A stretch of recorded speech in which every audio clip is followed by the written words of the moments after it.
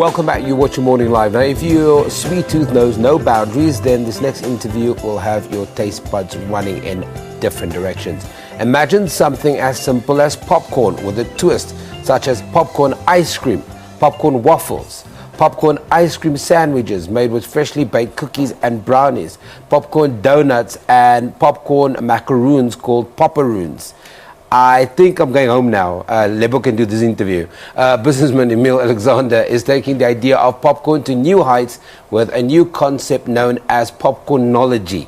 Alexander, who is the founder and owner of Emilio's Gourmet Popcorn, joins us now to talk about this new take on popcorn.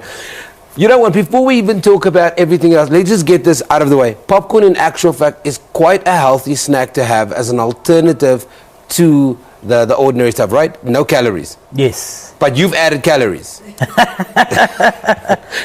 Well, you know what, it's like any other canvas. It can be done healthy and it can be done indulgently. Okay, let's talk about that indulgently. How did this idea come about for Emilio's Gourmet Popcorn, and what was the inspiration behind it? Where were you? What were you doing? Were you binging out on popcorn and said, this is a great business? Yeah. No, I had businesses before. I had restaurants, and then I lost them. It was a difficult, painful period in about 2011, and I was in the business wilderness for about 6 years, and then January 2015 I remember seeing gourmet popcorn overseas many years ago, because gourmet popcorn is massive overseas, especially in the States where popcorn was really grown as a food category. And I saw it and I was like, okay, I need to start doing something with it. I'm a foodie. So I played around for a few months in my kitchen with borrowed money, 1,500 rand of borrowed money. Wow. Started selling it out of my car, to people. And then in September, opened up my first pop-up store, little pop-up concept. Things just started growing from there. And then by November 2015, we were in a few large retailers, because we also do it retail. And then September of 2016, we opened up our first concept store in Monte Casino. Well, we'll celebrate your success. That is absolutely amazing. So you do all of this. You do a fantastic job with popcorn. You bring out this gourmet phenomenon. And then you say, well, how can I mess this up a little bit more? Let me come up with a word called Popcornology. So there's a lot of people in the blue industry that's going to like that word. What does it mean, Popcornology? Well, first of all, there's gourmet popcorn. Yeah. And then at Emilio's, we do handcrafted premium gourmet popcorn. Okay. So handcrafted premium gourmet popcorn is just taking popcorn and then applying a whole lot of different flavors to it. Put some swag in it. Yeah, really pumping it on the sweet and on the savory side. Popcornology is taking premium gourmet popcorn and making it really amazing. I call it the art and science of using popcorn as a canvas to create amazing culinary creations. That's the definition of popcornology. So you're basically a visual artist then? Visually it needs a lot. Because this looks absolutely amazing. Yeah, visually, taste-wise, balance, very important.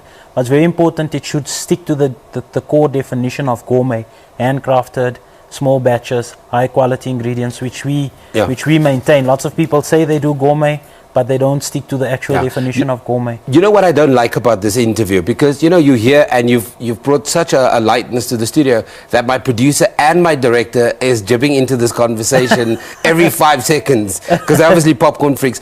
Talk to me about this idea of then moving the conversation away from just let's lace this with chocolate, let's lace this with onion, and let's go into popcorn ice cream, waffles, and sandwiches. Yeah, well, that's what Popcornology is also about. Okay. It's taking... Because ology is the study of something. So if it was biology, it was literally a study, an exploration for me when I started it with regards to popcorn. It was like, okay, that's what they're doing overseas. What do we as South Africans contribute to the concept?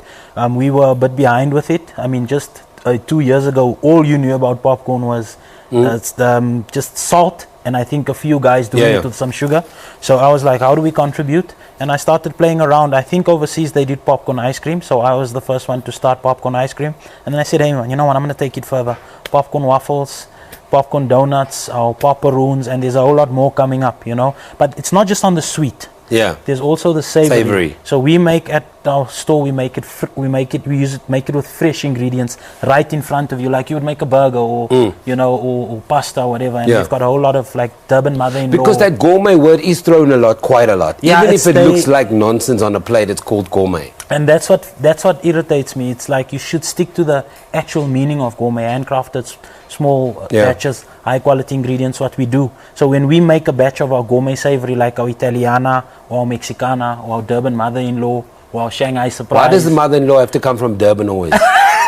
It's just it's just the way it is. It's just that you know, people understand, as South Africans we understand Durban mother-in-law. It's going to be hot. It's a Durban spice. It's a Durban masala mix. No political popcorn.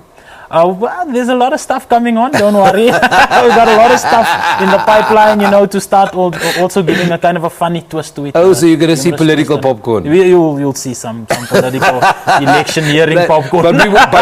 But we would never have ANC and DA in the same packet. No, we for everybody. We for everybody. Yeah. I'm just checking. Okay, that's Emilio's Gourmet Popcorn. He's the founder, Emilio Alexander, speaking to us about his unique take.